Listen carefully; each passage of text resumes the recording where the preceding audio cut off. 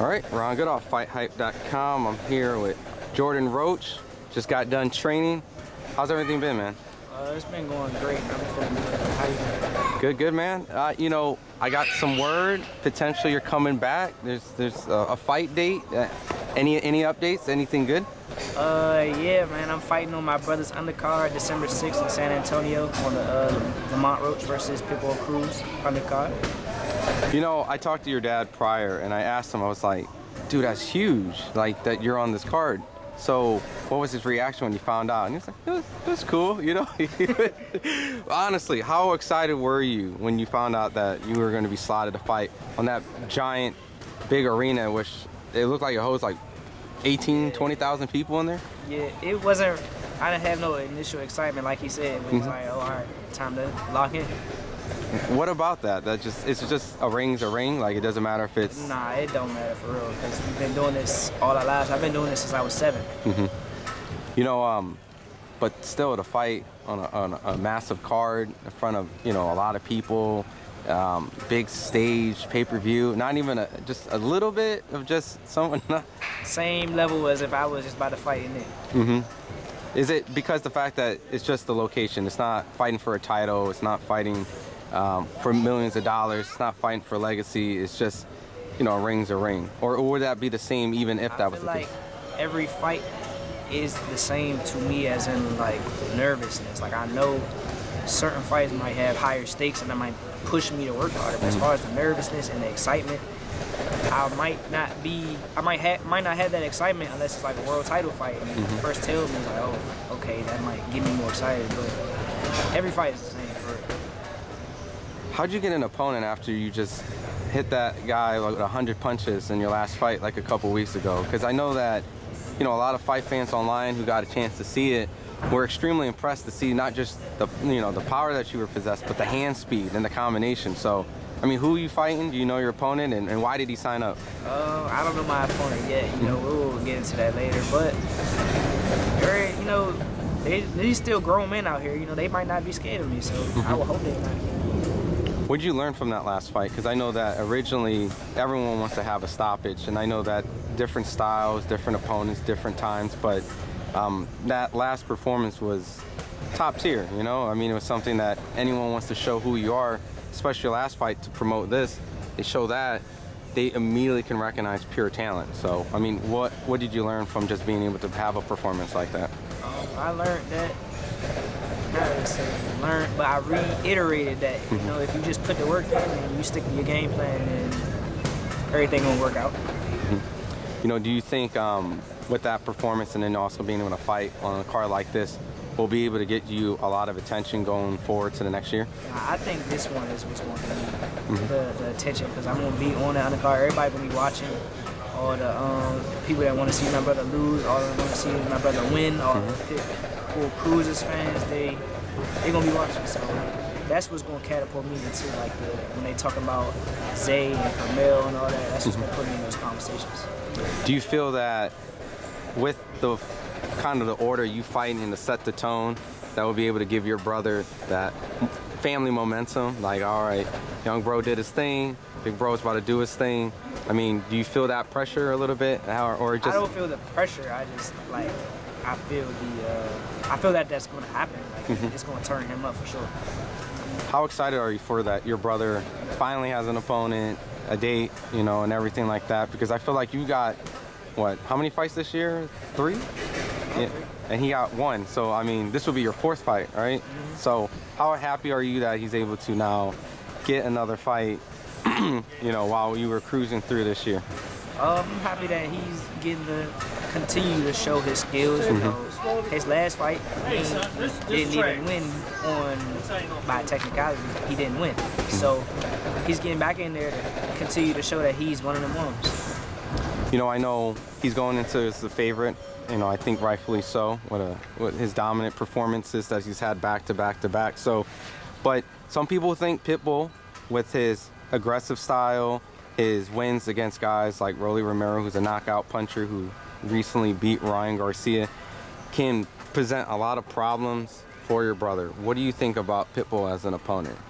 Pitbull is gonna present problems for everybody. He's the typical fighter that's gonna, if you don't train hard, you're gonna get beat up by him. So he's not no walk in no park. But like I said, my brother's one of the ones. He's overly skilled. Like he's one of the most skilled fighters in the world. So we're gonna go in there and show that. Do you think when it comes to Pitbull that a lot of people think he's a one-dimensional fighter, that he does really well, come forward, fight aggressive? Do you see any other layers that he has? I mean, he is a one-dimensional fighter, but it's a good dimension. I mean, he works hard. He's strong, and he come in there and throw punches. Like that's gonna beat a lot of people, especially undisciplined people.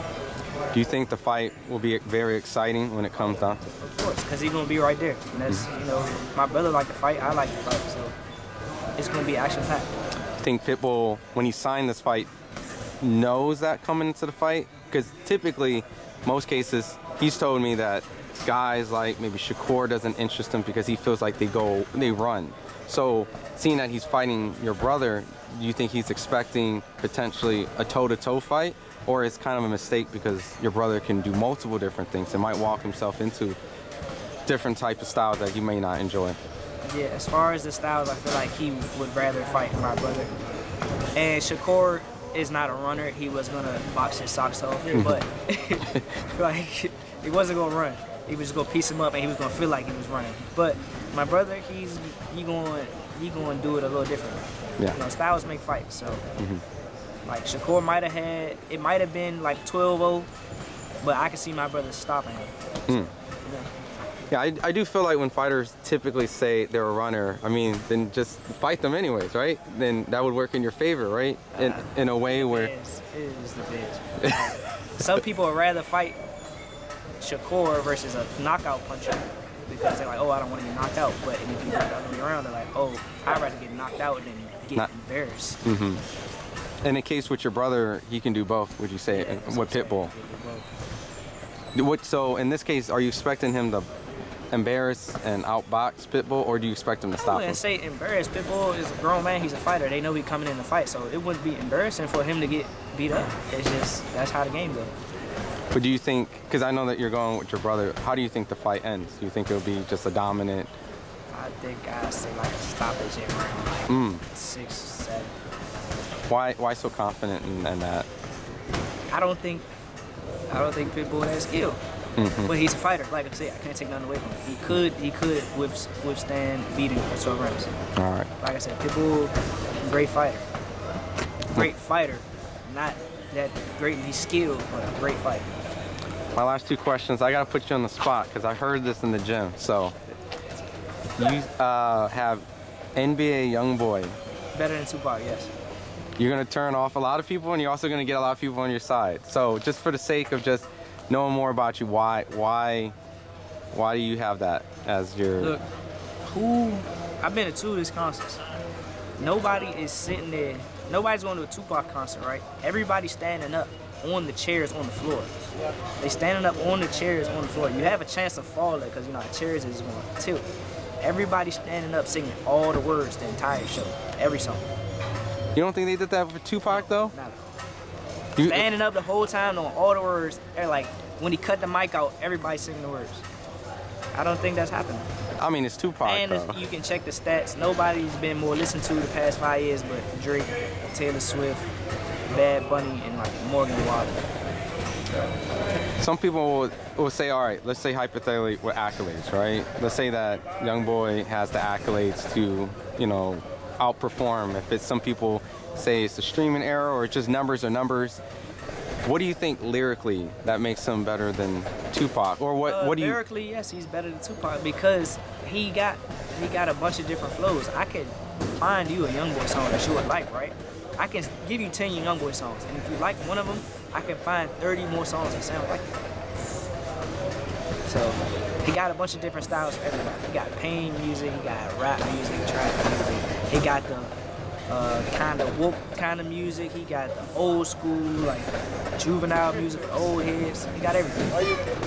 What's your favorite song from him?